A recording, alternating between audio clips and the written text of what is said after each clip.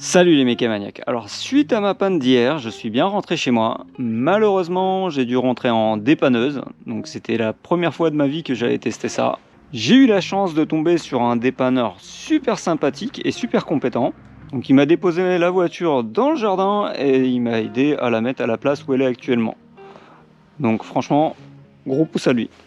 Et j'ai commencé cette vidéo avec un grand merci, parce que suite à mes différents posts sur Facebook et sur YouTube, en moins de 24 heures, je pense que j'ai dû recevoir entre 300 et 400 messages. Vous êtes très nombreux à avoir envoyé des messages en essayant de m'aider et pour me montrer votre soutien. Et franchement, un big pouce à vous tous pour ça. C'est vraiment agréable de se sentir soutenu, particulièrement dans des moments comme ça. Donc j'ai commencé à doucement diagnostiquer la voiture. Je suis pas du tout pressé, j'ai pas de stress. Comme tu peux le voir ici, j'ai mon autre 159 qui roule toujours aussi bien, donc il n'y a vraiment pas d'urgence. Donc hier en arrivant, j'ai laissé la batterie débranchée. On va voir si le problème est toujours présent, et j'espère sincèrement que oui, parce qu'il n'y a rien de pire qu'un problème aléatoire. Je vais commencer par tester la batterie. Donc hier pendant que j'avais le problème, je l'avais testé, j'étais à 12,3 V. Normalement, à 12,3 V, elle devrait démarrer, même si une batterie bien chargée devrait être autour de 12,5 V. Là, on est à 12,15 V. Donc c'est un peu faible, mais c'est pas encore dramatique. Alors, je doute que ce soit la batterie dans la mesure où hier, on a testé avec des câbles sur un autre véhicule qui était moteur tournant. Et j'avais bien vérifié au niveau des bornes, on était aux alentours de 14 volts. Et concrètement, ça changeait strictement rien. Je vais mettre un petit coup d'abrasif sur les bornes, on sait jamais.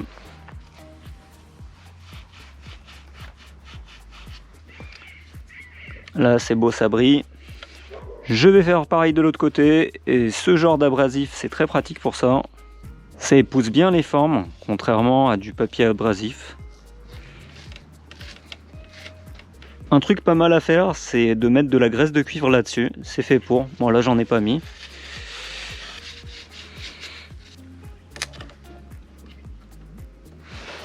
Et là j'entends les volets de la ventilation se mettre en marche, ce que j'entendais pas hier.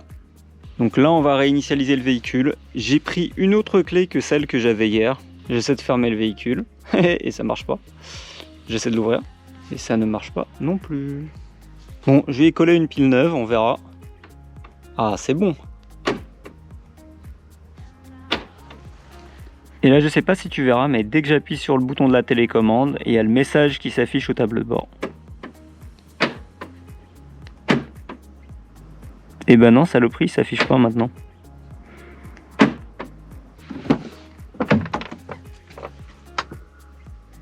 Donc là on a le message Alfa Romeo.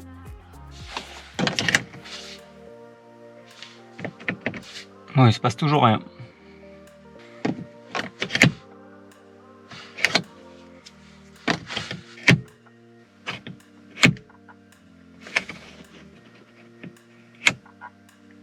Donc là j'ai fait plusieurs essais, ça fonctionne toujours pas. Si je débranche la batterie maintenant, j'attends un petit moment, si je la rebranche. Donc comme j'avais dit hier, le message au tableau de bord, il apparaît bien avant le moment d'insérer la clé dans le contact. Donc regarde, là je vais fermer et ouvrir le véhicule.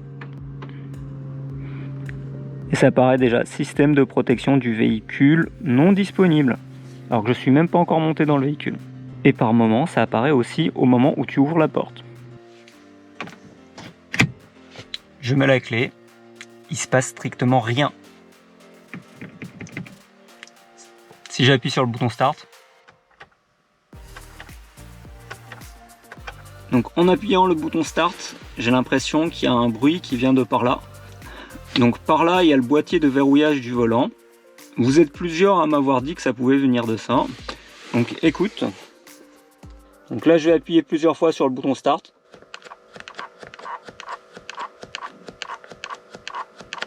Donc il y a un bruit qui semble venir de là. Et le volant, lui, n'est pas bloqué. Mais je dirais que c'est une chance. Et voilà, à nouveau le message quand j'ai retiré la clé. Et bon, hormis ça, t'as du jus. Donc là, je vais pas mettre le son parce que j'ai pas envie de me taper un strike sur YouTube. Pareil, si je veux allumer les veilleuses. Voilà, les veilleuses sont allumées. Donc je vais ouvrir ça pour aller chercher le fusible du boîtier qui verrouille la direction.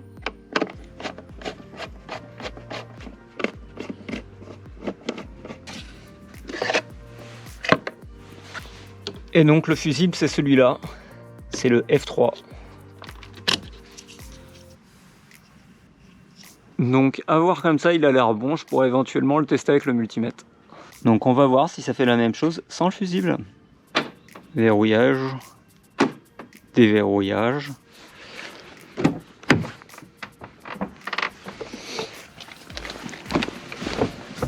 On insère la clé et il se passe rien. Par contre là si j'appuie sur le bouton start, j'ai plus le bruit en bas, donc ça venait bien de ça. Donc je vais diriger mon diagnostic vers ça.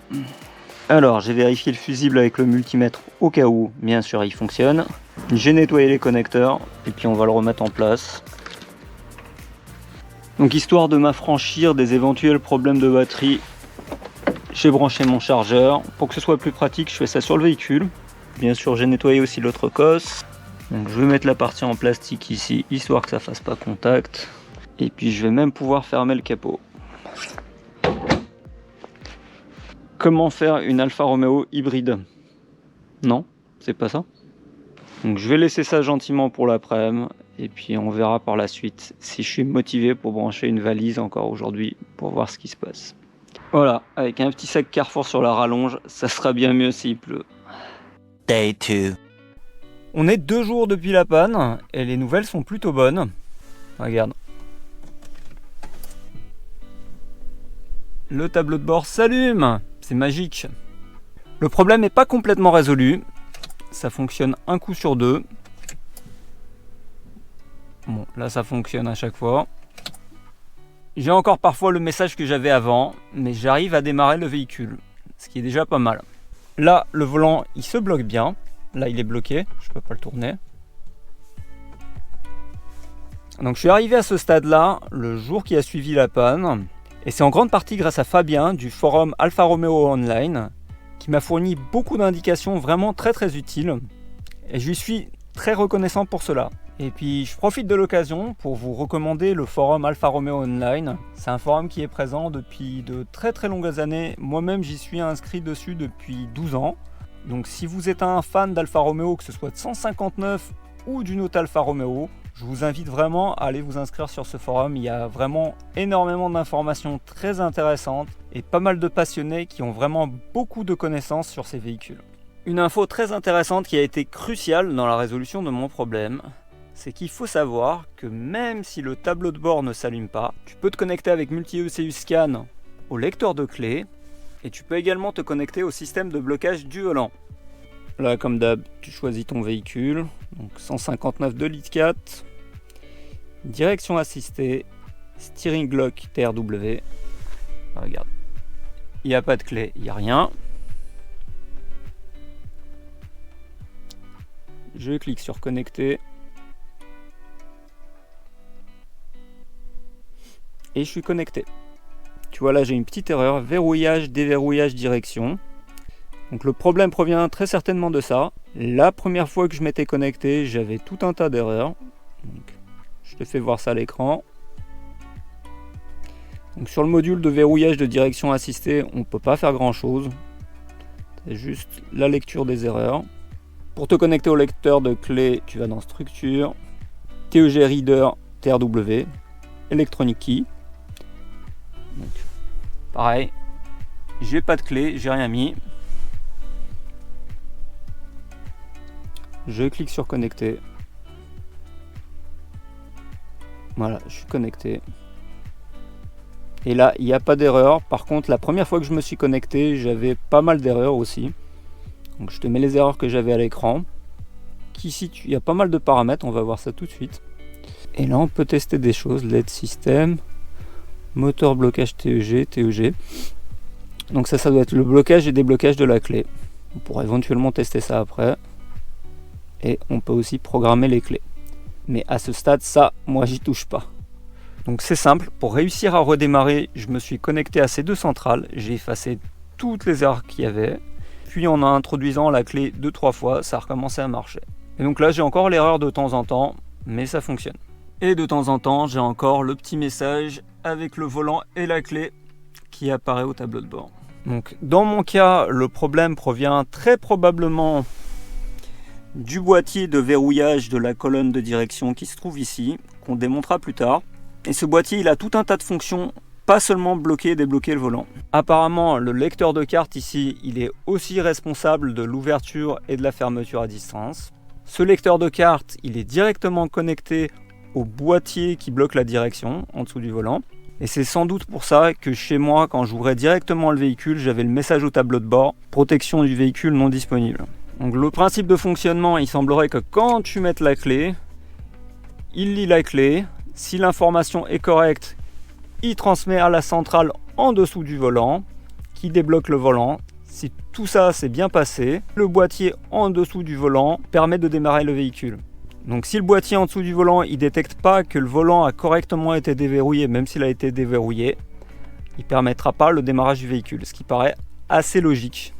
Alors petite anecdote, pendant que j'étais en train de tourner la vidéo, j'ai reçu un petit SMS de Alfa Romeo qui m'invite à des portes ouvertes pour acheter un Stelvio ou une Giulia.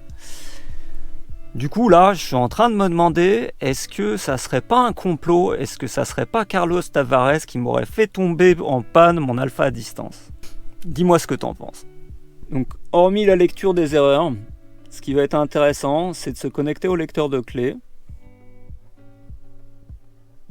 Et là on a pas mal d'informations intéressantes. La tension de batterie, bon, ça te permet déjà de voir où t'en es. Là, moi, je suis à 12 volts 9. C'est normal, j'ai branché un chargeur pour pouvoir faire les diagnostics tranquillement. État TEG, donc là, tu peux voir si la clé est insérée ou pas. Et apparemment, ce moniteur-là se met pas franchement à jour. Chez moi, que j'insère la clé ou pas, il reste dans le même état. Et de ce que m'a dit Fabien, lui, il a constaté le même comportement. Donc là, tu peux voir le nombre de clés qui sont mémorisées dans le véhicule. Donc chez moi il y en a 2, en principe tu en as 2. Et donc nous, ce qui va nous intéresser, c'est les 4 derniers moniteurs. Donc le switch introduction TEG il doit être OK. Le moteur de blocage, déblocage TEG il doit être à OK. Et donc l'identification TEG et l'authentification TEG, là tu vois elles sont à non valables.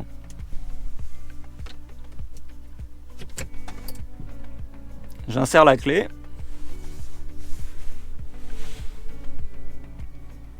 Et tu vois là c'est passé à valable. Donc il a bien lu la clé. Et déjà avec ça tu peux valider que ton lecteur de carte fonctionne correctement. Si les deux moniteurs ne passent pas à l'état valable, c'est que ton problème va plutôt être situé au niveau du lecteur de clé plutôt qu'au niveau du boîtier de verrouillage de direction. Donc là je vais enlever la clé. Tu vois ça passe à un non valable. Donc je viens de tester les actionneurs disponibles pour le boîtier de lecture de clé. Et donc chez moi il y en a aucun qui fonctionne. Enfin, il n'y en a aucun qui produit une action quelconque. Normalement, ça devrait faire cliquer des relais. Moi, j'entends rien, à moins que ce soit à l'extérieur. Donc malheureusement, j'aurai pas le temps de démonter le boîtier cette semaine, le réparer, faire une vidéo et la monter. Donc ça sera probablement pour la semaine prochaine.